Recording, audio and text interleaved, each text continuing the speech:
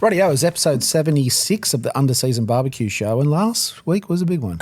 Last week ruffled some sausages, mate. Back to regular scheduled programming this week, but don't be fooled, it's still action-packed and some bloody good content coming your way. But yeah, last week we went where no man has gone before. We danced through a field of sausage makers, and I think we got a pretty good, mostly positive outlook for it all. It's hard to do these things and not miss people or overlook people, but we will do these things again in the future. So that's kind of our chance to redeem ourselves. So if we missed you, sorry, we might have got it wrong, but I think we did pretty well. That's it, and we appreciate everyone jumping in the DMs and throwing their hats in the ring and saying who we should have had and who we didn't have and that sort of thing. So now our horizons of the sausage has been broadened. Yeah, and the sausage has gained its rightful place at the table of barbecue. That's it. It's getting girthier by the day. Right. Before we get into this week's intro, this video was sent to us by Smokey Rebel. Let's watch.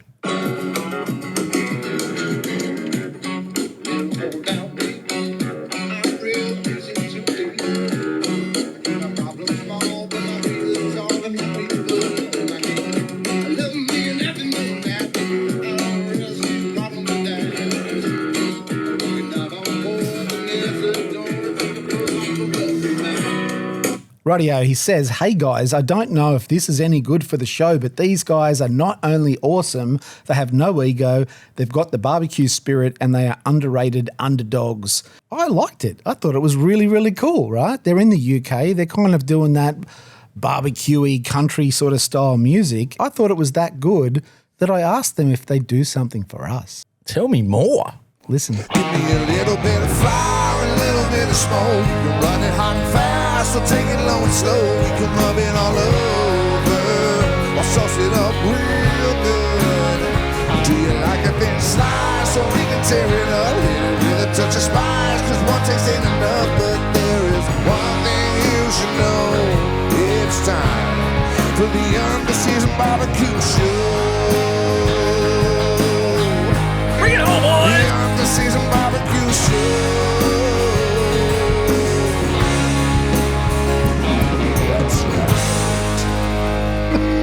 That's awesome. And it's awesome because there's a lot of wannabe podcasts out there with their AI-generated theme songs, but we've got real people playing ours. Yeah, it's not an AI generated. They wrote it, played it, recorded it for us. And probably got nothing for us, but the love and appreciation from us guys. We love you. Welcome to the family. So this is them, Wood Burnt Red, where country meets rock. They are four mates making music. They're on Instagram, Apple Music, Spotify, and YouTube. So a big thanks to them for doing that for us, and go and give them a follow. 5 mates, give them a follow, and we appreciate you. All right, let's move on to the show. You ready for the intro now? I think I am. All right.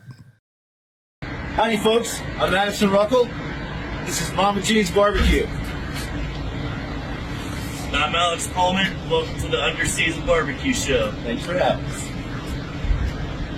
You. So that's the legends from Mama Jean's Barbecue in Roanoke, Virginia, and Alex, he seems to have 2 normal arms here. Yeah, whatever problem he had with the mini arm before, it's been rectified, and we appreciate you guys too. So last time we featured them on the show, he had a little arm, and we're not sure what's going on there, but we appreciate you for reaching out and doing this week's intro. And we featured them on the show, I would say 4 or 5 episodes ago, and we got so many messages and so many DMs saying these guys are the real deal in Virginia. That's it. And I also got a few messages saying, hey, if I wanted this, what do I tell my butcher? And I said, just take this fucking video in and show them and see if they can make you the said tomahawk in the image. Yeah, well, I think they'd have to cut it specifically that way from the beginning. Well, that's exactly right. You'd have to sort of premeditate and plan it when you're cutting the whole pig. And, you'd like to think a lot of butchers still do whole animal breakdown. But, yeah, I'm interested to try one of these, hopefully get it on the show and see how good it is.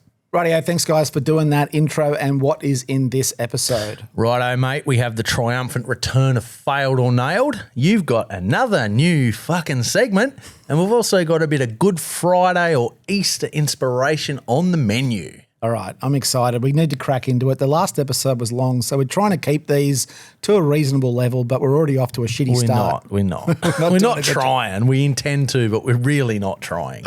All right, let's move on to our dishes of the week, and this one was sent in to us by the Stockpot Kitchen, and Big Red is putting his twist on the Irish spice bag. Yeah, bloody oath. Basically a combination of everything they specialise in thrown in a spice bag. So it's hand-cut chips, capsicum and onion, chopped brisket, chopped pork belly, cracked chicken, cracked cauliflower, spice mix, fried curry leaf, and, of course, the curry sauce. Bloody oath. And if you've ever had their crack seasoning, you know why it's called crack. Well, he said it's off its fucking head and that it also sold out. And personally, I love the addition of pork belly into an Irish spice bag. Yeah, I'm excited about it. I mean, that's the texture, right? Like the chicken, the coating, it's all great and everything, but put a little bit of crackling in it. And then throw in Big Red's fried cauliflower? Come on. All right, fantastic work. And he also sent us this one. Does it look familiar to you? What is this? It does. This is the Centrelink Kilpatrick oysters. He's made them. Bloody oath he has. He's dominated them. He's presented them really well. He has. A lot better than me. He said, I had to try them. They are surprisingly delicious. Oh, what? You're surprised, are you, mate? You're questioning my integrity, are you? Love you, Big Red. All right, this next one was sent in to us by Barbecue Boss UK, and he has shared a few of his cooks with us in the DMs, but he says, I feel that this one beats anything I've sent you guys so far, and he sent us some stickers too, which did arrive, so thanks for sending those. And his name is Dan, and he cooked this platter for his boy Jacob for his 11th birthday. That was his wish, dad cooking barbecue. Way better than cake. So he says he was asked to deliver a barbecue platter and a barbecue platter was delivered. He is so happy with the results. Absolute win. These tickle the cockles of my heart when you see the kids getting involved. So the platter featured brisket and short ribs seasoned with Smoke and Flame UK Black Magic. He had Boston butt for the pulled pork, chicken wings seasoned with cowboy butter, pork ribs with Meat Church Texas sugar, and it was all cooked over cherry wood. Yum. There's also a homemade Texas hot links. There's homemade dill pickles and onions and pit beans.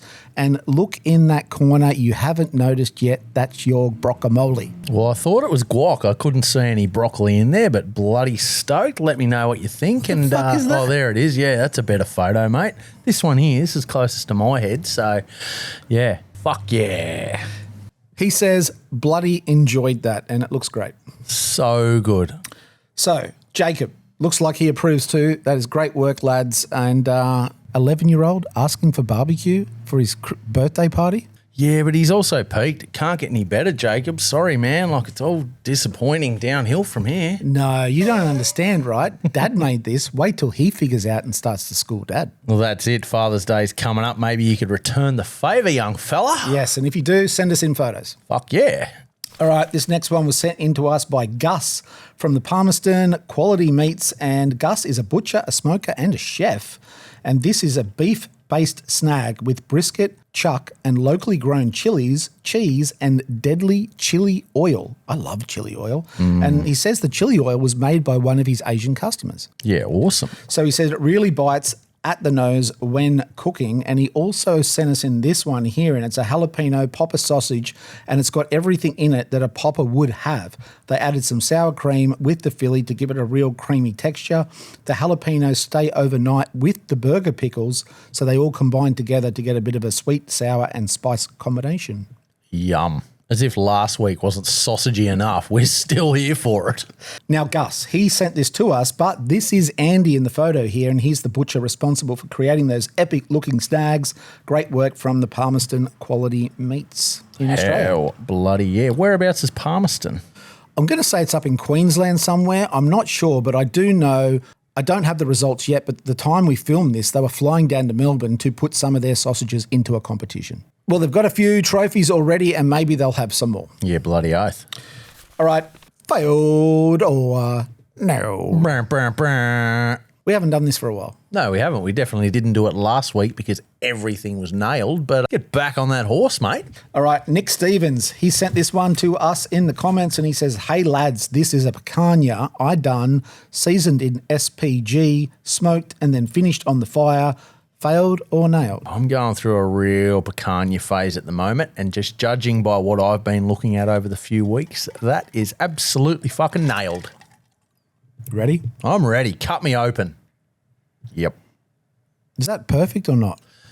To me it is, but what I'm going to do now, I like the conventional method where you cook it to about rare, slice it into individual steaks, then give it a quick sear again so that you're sort of sealing it all in there and bringing it up to about the medium rare medium. Well, to me, that looks like a perfect cross-section. It is beyond nailed. It's perfection. He's got an Instagram page called Flando's Barbecue. Go and give him a follow. I think when it comes to picanha, I do mine like yours. I cook it till it's really rare, but I make sure it's got that nice crust on it. I try and melt the fat so that the fat sort of seeps through and the fat's nice and soft. And then from there, I cut it into steaks and then I give them a crust as well. But it's a really versatile cut and you can cut it in different ways. You can cut it like steaks or you can just serve it whole like this. Yeah, I've actually started for my wife using picanha or rump caps as meal prep. So what I do on the Sunday, I get it. I absolutely nail the whole thing in salt, more salt than you would need. Put it fat side down in the smoker for an hour and a half, 2 hours until it's hit about that 55 degrees internal. Take it off, drop it on the rack a few times so that that salt falls off. Take it out, rest it, slice it into steaks, sear it in a hot pan, and then basically eat some for lunch and then put it in the fridge, and just eating cold steak for the rest of the week is fucking winning. And the secret, which is what I think you are doing, is you're basically getting that fat that sits on the top, the big fat cap that can kind of be quite hard, but if you cook it slow, that fat melts through the meat and becomes quite soft, and that's the secret to a good picanha. Yeah, that's it. And obviously that heavy use of salt helps break down that too. So, and it gives it like, this beautiful, you eat the shit out of that fat once it's rendered properly. Yeah, correct. I don't really like fat on steaks, but when it's rendered, I'm yum, yum, yum. Oh, yeah. All right, that's really good work. Flando's Barbecue, go and give him a follow. Next. Oh, Jesus. So this one was sent in to us anonymously, and it's a photo taken in Australia of barbecue, and they asked us, does gravy go on American barbecue? Is this failed or nailed? What are we looking at? It's almost like a bit of future school, but the car's been put in reverse. It's gone a bit backwards away from it. But look, the brisket and the meat and the pork and the ham and that underneath, it still looks pretty good. So I reckon there is a place, and I'm going to have to go with, it's nailed. It's fucking real grey area though.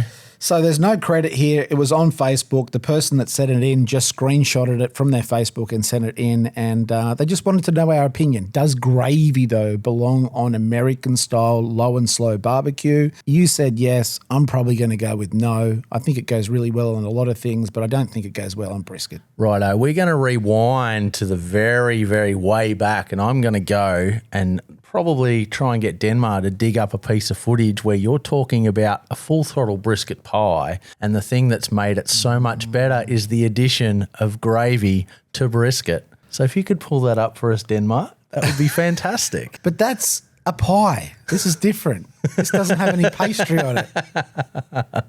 All right, maybe you are right and I am wrong. We're going to move on to the next one here. It's been a little while, but we're back on the G-Rods train, the Girodery Hotel, and this is Shannon with a 1 kilo rump, and you've got to guess whether he nailed it or failed it. He kind of looks like Jesus after he re-rose again on the Sunday and he's come out for a bit of a feed. But I don't know, man. He doesn't look real confident, but he could be a dark horse. You got to watch out for these skinny, homeless-looking tradies. Sometimes they come out a bit hungry. But no, I don't reckon he's got it in him. Failed. He looks like to me that he's been on he's done something bad. He's been on the run for a few years, right? He's hiding in people's garages. He's living off the land.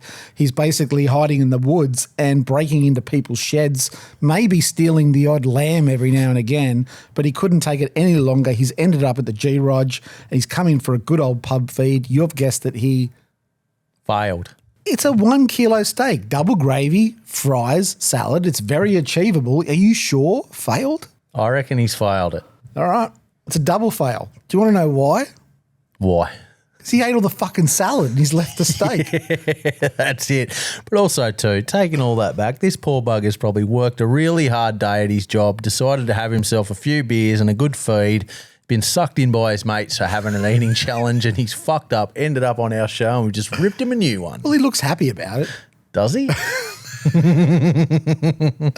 All right, we've got a new segment. I haven't done a new segment for a while. Fucking oath, mate. That's all you do now. The reinvention of the Aussie, the underseasoned barbecue show. Rightio, this is a new segment. It's called Barbecue Trivia, and not only is Sigh going to play, but you can play at home. That's it. And This is an interactive news segment. We want you to play at home. Let us know how you went. Yes, so whatever you scored out of 10 at the end, leave in the comments. That's it. Are you ready? Barbecue Trivia. Oh, I think I'm ready. Rightio, welcome to the Underseasoned Barbecue Show, Barbecue Trivia Extravaganza. That's it. We might even implement this in our live show in Sydney. Oh, and everyone in the crowd can play too. That's exactly right. We're going to treat the crowd like the comment section. Live comments. That's it. Shannon walking around with the microphone. Hopefully he's too busy to come and watch. All right. In South African braai culture, the boerewors is a coiled beef and pork sausage, but what spice is considered its signature ingredient? Do I get a fucking multiple choice, or I just have to pull this out my hole? No, well, there's no, you can't, maybe you can get, Salt. Lock in salt. Is salt a spice? There's salt in the picture. it's not salt. Pepper. It's not pepper. What's next? It's too late. It's coriander seed. Ooh. There'll be no arguing there, because that is universally known as coriander seed. Apparently what we call coriander, the leaf of said seed, is what they call cilantro. Right. So it's very different, but that is coriander seed wherever you go around the world. Yep. All right. They need to be toasted, mind you. And boerewors is a legally protected sausage in South Africa. By government regulation, it must contain at least 90% meat, no more than 30% fat, and no offal other than the casing, and no mechanically separated meat. It's quite strict. Yeah, right. If it doesn't meet the standard, you can't call it a boerewors. It's almost like the champagne of sausage. You might be right. All right. The Angus is the most popular beef cattle breed in America. What country did it originally come from? Oh, it'd have to be Scotland. You know this one. Of course I do. It's Angus. Where did the word Angus come from? Right. The answer is Scotland. It was the result of selective breeding in the 1800s and from different regions around Scotland. And then late in that century, 4 bulls, just 4, were brought into America, and the rest is history. Yeah, right. It's a do you busy got? bulls. 1 and 1. You are. 1 and 1. Do you know too that they only brought in bulls? They didn't bring in any female ones. They actually mated them with longhorns that were already in Texas. You're so right. they only So brought it's- 4 boys. So it's sort of just a hybrid. It's a longhorn Angus. I want to say by this stage they've probably bred it out of the breed. But back then, yeah, it would have been a hybrid. Jesus, that's some busy bulls. All right, what wood is considered the classic or the most popular choice for smoking brisket in Central Texas? I'm sort of swaying towards mesquite, but I don't think that's it. It doesn't look dark enough. Let's go post oak. Post oak. Post oak. Post Malone. You'd be right. Post oak. Yeah, your first guess was wrong. I don't really know, to be honest. I had to go look it up. So about 70% of Texas pitmasters use post oak as their primary wood, and apparently it has distinctive vanilla notes that set it apart. And it got its name because cattle ranchers used to build fence posts, and whatever was left over became the cooking fuel. Yeah, right. History embedded in the barbecue scene. Who'd have thunk it? Right, yeah. What are you? What's the score?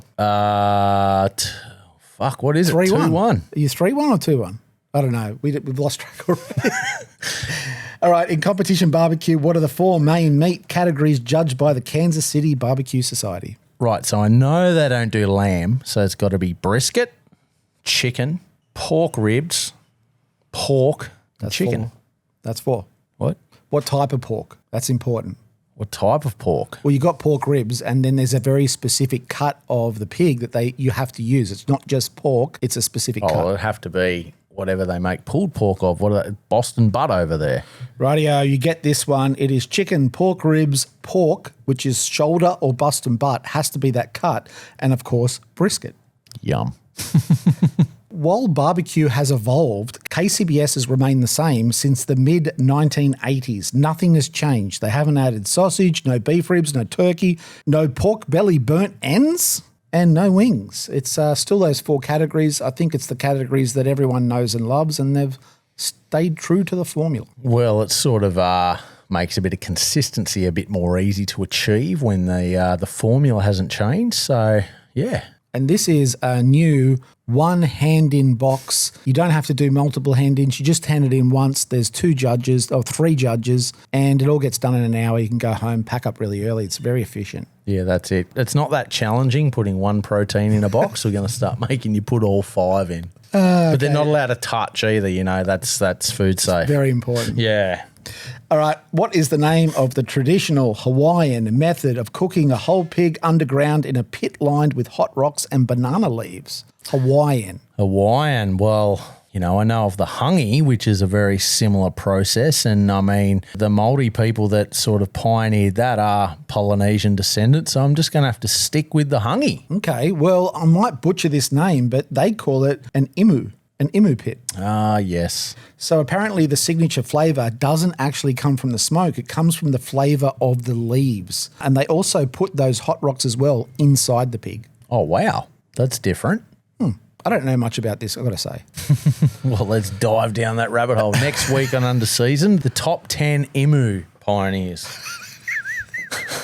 That'll give you some I'll just homework. spend 2 weeks doing that. You can cook it outside, by the way. Oh, fuck, I'll just jackhammer through the concrete and just build myself an imu. All right, next, in Jamaican jerk barbecue, what are the 2 spices or ingredients considered absolutely essential and non-negotiable in an authentic jerk marinade? God, I have no idea here. I'm going to have to say, judging by that picture, maybe some coriander and some sort of chili. Rightio. The 2 ingredients are Scotch bonnet peppers and allspice, which is called pimento in Jamaica. Yeah, right. So allspice is native to Jamaica, and normally they use the same tree that they get the berries from, which they dry, to also provide the fuel. So the pimento tree does both the seasoning and the smoking of the meat. Amazing. I have not delved much into the world of jerk, but I am afraid that when I do, I'll probably go all in. There's a really fine line when it comes to jerk seasoning of not enough and fucking way too much. And I can never find that balance. It's always like I need more, but then it's like a tipping point where you go, oh my God, now it's just so jerk seasoning. But I love it. When we used to do meat stock in Melbourne at the showgrounds, there was a food vendor there that would come every year called The Real Jerk, and it was a Jamaican food truck. And their jerk chicken, they did it twice cooked. So they'd cook it, they'd marinate it, and then to serve it, they'd take this already cooked chicken, coat it, then deep fry it. Deep fry it. Yeah, so they deep fry it, and it came with like beans and rice and plantain. It was so good. I love jerk. All right, what California city and region is famous for grilling tri-tip over red oak? Gotta honestly say, I don't really know. Is there a city called Parilla? No, but there is one called Santa Maria, and it's a city on California's central coast. You might also know that that style of grill is also called a Santa Maria grill, and the adjustable height grill was named after the town. Now, I did go and look because I'm like, that's a Parilla. But no, apparently these 2 things, independent of each other, both got discovered at around about the same time, and neither of them influenced each other. They both just come up with the same grill level that had to go up and down at the same time. So in Brazil and America. This is all some ancient alien type shit. All right. What area in America is famous for barbecued chicken dunked in white barbecue sauce? Gotta be Alabama. You'd be right. The recipe originated in Decatur, Alabama by Robert Lee Gibson, known as Big Bob. He was 6'4" and 300 pounds, and he used the sauce to stop his chicken from drying out. Yeah, right. It's very, very unique way, but it's just so once you try it, you're like, oh, wow, I've had nothing like this before, and it's spectacular. The big thing is too, once you put that back in the pit, it actually goes clear again. So it does end up looking like normal chicken, but it's got this really nice flavour to it. So good. All right, in Filipino cuisine, what is the name of the whole roasted pig cooked over charcoal on a spit? Pepper pig. No, it's a lechon, isn't it? You'd be right. It's a lechon. So the Philippines inherited the tradition during 300 years of Spanish colonial rule, and the Cebuano lechon is famous for being seasoned with lemongrass, garlic, and spring onions, all stuffed inside the cavity. Yum. Have you had this before? No. Oh, it's sensational. Again, I've had it at Meatstock. One of the vendors there just basically had all of the lemongrass and the garlic and the spring onions stuffed in the middle, and it really does flavour the pork. Wow. Then you add that to the crackle on the outside. Sick. Pretty good. All right, next, what city is known as the barbecue capital of Texas? It's home to Kreitz Market, Smitty's, and Black's. Well, I sort of know about this from observing on the old Instagram when everyone makes the pilgrimage over there for all the basically the best barbecue festivals, and I do believe it is Lockhart, Texas. You are right. It is Lockhart. The Kreitz Market opened in 1900 and was originally a meat market and is widely considered the oldest continuously operating barbecue restaurant in Texas. Sick. So that's ground zero. That's where you've got to go. Yeah, and to be honest, I was there about 12 months ago, and it is a very it's not the original location. They've since moved to a much newer location, but when you walk in, it does still have like these really nostalgic vibes that you just don't get anywhere else. You walk into Smitty's and you know you've been like the black on the roof is thick. Yeah. All right, that's it. What score did you get? Rate my barbecue. I'm going to say you probably got 5. I would say you got 5. Yeah, 5 right. out of 10. What did you get at home? Did you do any good? Yeah, someone do my maths for me and let me know what I got in the comments. And how'd you go? All right. This could be a weekly thing. I thought it was a bit of fun, right? It's always fun when it's you putting me under the bus, mate. I'm going to come up with one next week, just like, right, what grade of pencil is quite often used for sketching out graffiti pieces? LB. HB, mate. HB. Fuck, I got that wrong.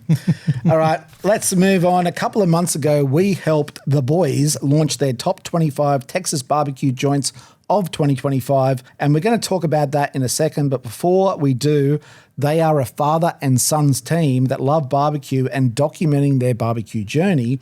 And this popped up in our feed and we got tagged in it. It's the first official boys spread. They said Pops himself stepped up to the pit and absolutely crushed this cook.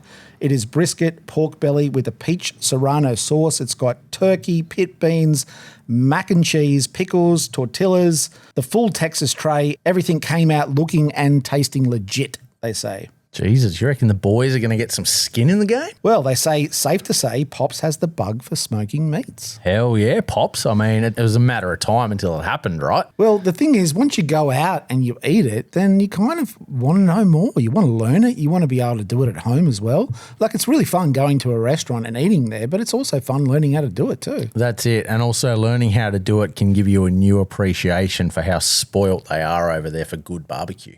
Well, correct, right? This is a great looking barbecue platter, but if you were to compare it against some of the top barbecue platters in Texas, right, there's a long way to go to get to that pinnacle is what I'm trying to say. And you got to start somewhere, and he has started pretty close to like bang on. Yeah, that's it. But the secret is these joints do it every damn day. Correct. Now, he did not ask us for a rating, but Heffernan Barbecue in the comments did. They said, hey, what's the score? Under-season barbecue show. They tagged us in. And so on Heffernan Barbecue's request, what is going to be the score?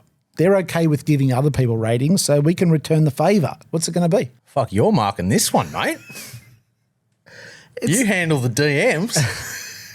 It's Rate My Barbecue by... I'm not qualified. Oh, God. Righto. So we've got the brisket there. Looks like we've got a piece of lean and a piece of fatty. We've got the pork belly. We've got some jarred pickles there. Look, it's been assembled a little bit messy. There's a fair bit of grease on the paper there. But look, I'm just stoked to see he's got the bug. Let's just hit him with a 7.3.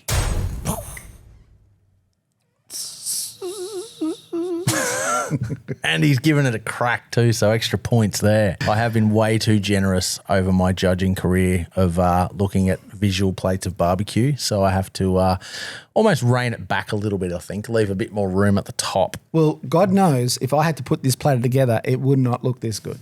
I think this is pretty banging. Oh, mate, when you're cooking at home and you've got to assemble it, like it's no easy feat. Because, 3 different proteins there cooking at different times. Like, your brisket's going to take, way longer than your turkey. And, pork belly too. Then you got to get your sides together, get it all sliced and on the platter at the right time so they don't dry out. It's all multitasking. Well, for the record, this was the boys' official top 25. We helped them announce it, but we didn't announce the results. They did. And for the record, Redbird BBQ, who featured in our top gods of sausage last week's segment, they were number 1. Burnt Bean was number 2. Barb's BQ came in at number 3. Truth in 7th. Corkscrew in 12th and Franklin's in 15th. And then Koi was in 18th, Space City in 23rd. And all in all, it was a really cool list. Jeez, what a privilege it is to have to put a list like this together. This was their favourites too. The best bite went to Truth Barbecue's Philly cheesesteak. The best dessert went to Harlem Road's butterscotch chocolate chip cookie. And the best side went to Redbird cheesy scalloped potatoes. Yeah, cool. We nearly need to do one of these for all the cooks we've done. What's your best bite? What's been your best side? What's been your best dessert? I like that idea. Get in the comments and vote. All right, so we're really big fans of these guys. Go and give them a follow, The Boys BBQ. Now, I just think this is a really cool thing. Super cool, man. Like, I don't know if you guys realize just how special it is to fucking like your brothers for a start, right? Like, I love my brother, but you got 3 of you guys. You're all sharing a common passion. You're doing it with Dad. You're finding the time, and that's tough. I just think it's really cool what you're doing. And they do acknowledge they haven't been everywhere yet, and they're trying to get to all new places, but Texas is a big area, 2,500 barbecue joints, but they're having fun, and we're all about it. Yeah, bloody oath. We're here for the ride, boys. Rightio, moving on to Meet the Pitmasters. Righto, let's see who we got. So meet Matt from Feast, Pembrokeshire in West Wales. Now, Feast is a live fire cookery and barbecue crew specialising in cooking seasonal Welsh produce across our range of Asado kit barbecues and our offset smokers, built here in the UK by Iron Brand Custom Smokers. What a setup. That's amazing. Great looking spread. Yeah, bloody oath. He's got his jacket on there for the Welsh summer. So they have a seasonal residency at an award-winning country pub, the Cresselly Arms at Cresswell Quay, and they are open April through to October. And they will be open tomorrow. Hell yeah. April Fool's Day tomorrow. There'll be no tofu ribs this week, though. Ooh. We got in trouble last year, didn't we? Bloody oath we did. So they are open from April through to October. They say we source local turkey breasts, Pembrokeshire pork and beef from local farms, Pembrokeshire potatoes, and of course, fantastic Welsh lamb on the menu. From Wales. They are open every weekend, and their menu is based around a 600-gallon offset smoker that they have nicknamed the Beast of Feast. The Beast of Feast from Pembrokeshire. They also travel throughout Wales and the UK, catering at food festivals, weddings, corporate events with their open fire cookery, and they have cooked at the Maybon Fire Festival organised by Sam and Shauna, and they will also be at this year's Fume Barbecue Festival as well. Hell yeah. That's got to be probably on a barbecue bucket list to get there and have some Welsh lamb cooked over the fire. Well, our lamb's real good, but I wonder if theirs is better. I don't know. We'll find out one day. So One day we will. So they serve full feast fire food platters, smoked Welsh beef burgers, and wood-fired Sunday lunch sharing trays. That's some really good-looking barbecue. Bloody oath it is. I'd love to sit down to that steak. I do love a smashy, but give me a smoked burger. Wow. Love it. Smoked fatties, baby. I'm 50-50 on both of those. Like, give it to me either way. Yeah. I don't want the half in between bullshit though. And Matt says he absolutely loves the community of barbecue that is here in the UK, and it shows in his food. So a big thanks to Matt for sending that all in. Keep on slugging that good cue, brother. So you can find out more at feastpembrokeshire.co.uk or Feast Pembrokeshire on Instagram. Hell yeah, get around it. All right, let's move on to some products. Now, we just got sent these in the mail. And I was like, is there something you want us to say about them or whatever? This is Big Red's sauce. We've got some in the studio already. He just sent us these out of the blue and said, hey, boys, I thought you might need a top-up. Yeah, he basically knew that we did need a top-up because that OG barbecue sauce just evaporates around here because it's so good. Same as that Korean barbecue sauce. It's insane. But let's not forget the old rubs as well. So you've got the crack seasoning, which is... it's the staple seasoning in the restaurant. So Big Red, Graham Stockdale has a restaurant up in Lismore in New South Wales. They do a lot of low and slow barbecue, but it's, you know, it's very chef orientated. They've got a lot of specials and they use the crack seasoning on one of their signature dishes is a deep fried crack seasoned cauliflower with a sweet and sour sauce, and it's insane. Fried chicken gets coated in the crack and all that sort of thing. But not only that, Big Red is a pivotal established member of the Australian competition scene as well. He's currently on the team La Familia Barbecue, I believe. He cooks a lot with Grant Coleman and those sort of guys. And, I mean, he's won some trophies, bro, and he's the holy trinity. He's got the rubs, the sauces, the trophies in the restaurant, working on a new cookbook. We love you, Red. Yeah, this stuff is all time. It's behind you there, the crack seasoning. I remember going to his restaurant in Lismore and he was doing brisket spring rolls and it had that seasoning sprinkled on top. And holy shit, it blew my mind. It's really, really good stuff. We appreciate you giving us the top up of these rubs because we were out of crack seasoning and we were definitely out of that OG barbecue sauce. So we appreciate you sending in stuff to us because we take a lot of it home. Best way to have this one is just in the glass pipe and just smoke it. Put this one on the glass, Barbie. All right, well, he's an icon of the Australian barbecue scene, and like you say, he does everything. He competes. He's got his own restaurant. He's got his own product. He's bringing out a cookbook as well, and we're big fans, and we appreciate you out of the blue just sending us stuff in. And if anyone watching the show would like us to wear your merch, wear your hats, talk about your products, you've just got to send it to us. Just DM us, and we'll give you the address. Yeah, that's it. And usually helps if you put a couple of $50 notes in the envelope. It fast tracks you onto the next episode. But yeah, if you want to jump in, sponsor the show, hit us up and let's spread the love. All right, a bit of art by Sigh. Now, this one has become a yearly tradition for you, and it's a bit of a quirky one. This is our man over in New Caledonia. Every year he makes his barbecue pilgrimage over to Meat Stock Sydney, and this is Thierry, who runs the barbecue store over there in Noumea, New Caledonia. He's also established the New Caledonia Barbecue Alliance. They have their own barbecue comp scene over there. He's about to do his second installment, I believe, of his barbecue and grill festival where they have it on an island in New Caledonia where there's pretty much only a lighthouse. So they pull up on this big long jetty and have a big barbecue contest. But this is his 10th anniversary artwork, so I had to try and jam everything into one image for him, which he will turn into merchandise, which he gets printed down the road in Port Macquarie. I then take it to Sydney Meat Stock and he divvies it out amongst all his crew. And I mean, last year I think he rolled up about 30 deep of people that came over for Sydney Meat Stock. I mean, he gets around it.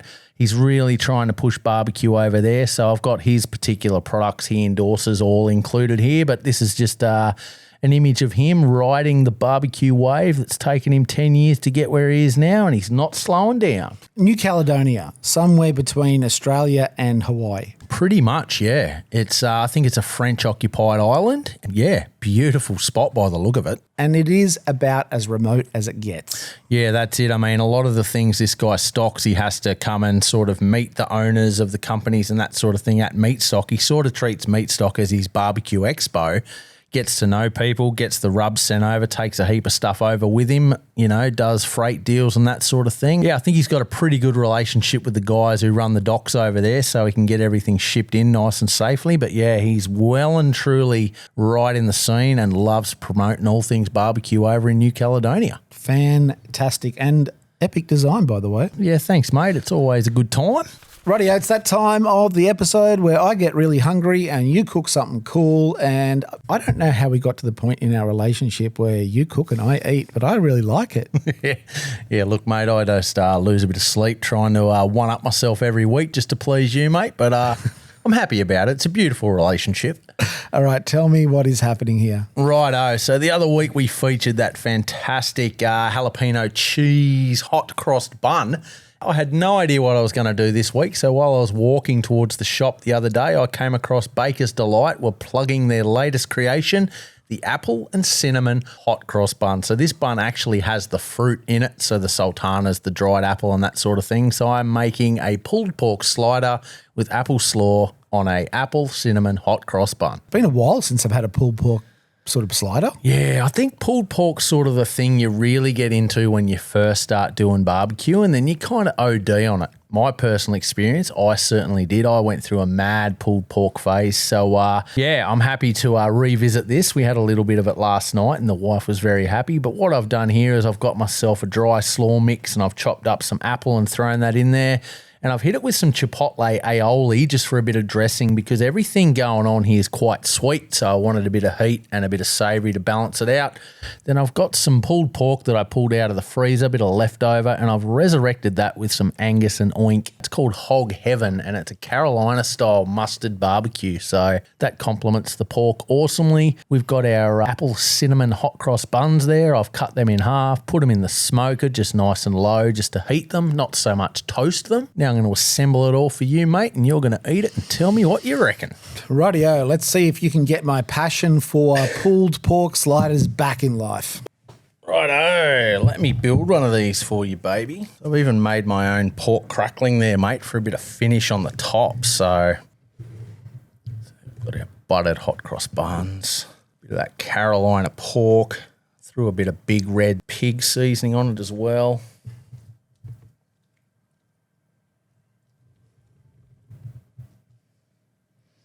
So yeah, some nice beautiful pork there, mate.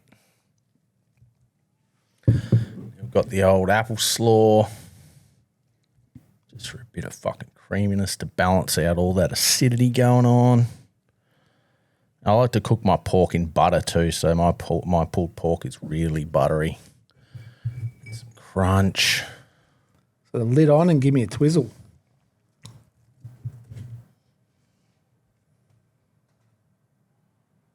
Hot cross bun, buttered. You got a slaw on there. You got pulled pork. It's been sauced, and you've topped it with Pork crackle, baby. It's not crackle lacking.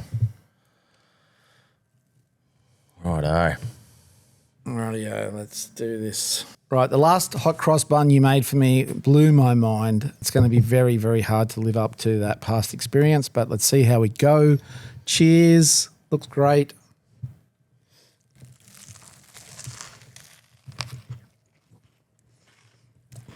Good texture. I think I like it better than a brioche bun. It's normally the go-to, but I find brioche is just too buttery and sweet for a lot of things, especially pork. Pork's not that savoury. I feel like my phone. Yep. I'm confused, but I like it. Back after our intermittent cleanup. Right, I'm convinced that you keep making food that makes me look like a savage. Because I make a mess everywhere, all over the table, my shirt, all over my face. Well, you didn't look excited to try that one, but you've absolutely demolished it, and we've had to take time to get the paper towel out and clean up the entire set because it was pretty damn good. I'm not a fan of the cinnamon hot cross bun, and I think I told you this last time, but you put the pork cracker with it, you put the pulled pork with it, you put it in the smoker a little bit to give it a bit of texture, and so it's not just all soft, and it works. It's like one of those things that you eat, and in the best possible way, it confuses your palate.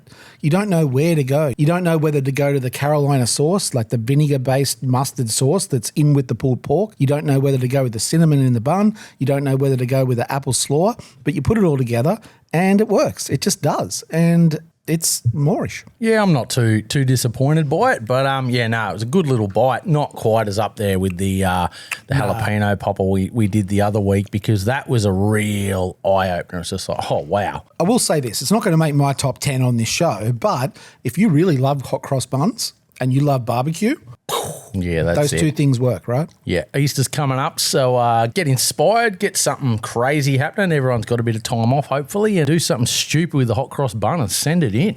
All right, let's move on to our fuck up of the week, and this one is on me. Uh-oh. I'm going to grab it here.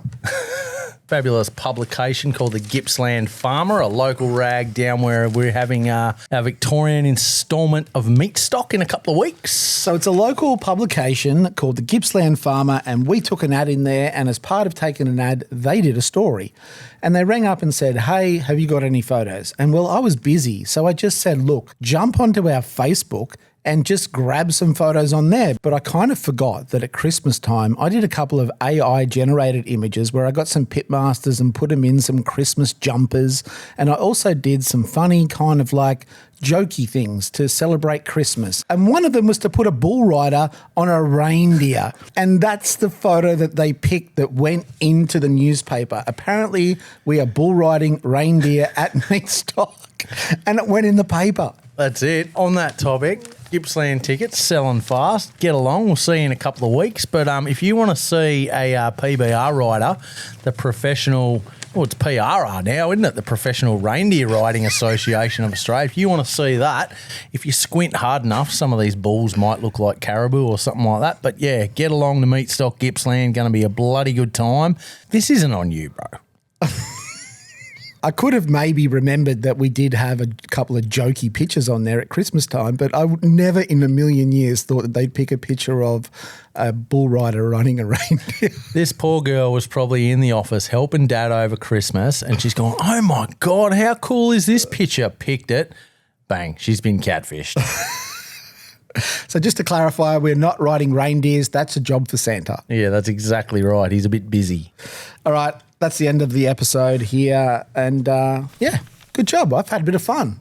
Yes, now that the dust has settled from last week's sausages, we've got another one back in the bank. We're starting to get back on track to our ultimate goal and still having heaps of fun. Did you play along with the trivia? What score did you get? Make sure you leave it in the comments. We would like to know. What did you get? 5 out of 10? No, they have to count mine and let me know what I got. And yeah, good time. Well, I didn't make it too easy, but I don't think I made it too hard either. No, you obviously thought about it, but yeah, I think we should do that again. All right, maybe not for a little while. We've got to keep these things fresh. Yeah, we've got to try our best. Anyway, like, subscribe, do the things, get your tickets to Meat Stock. We'll see you in a couple of weeks and happy Easter.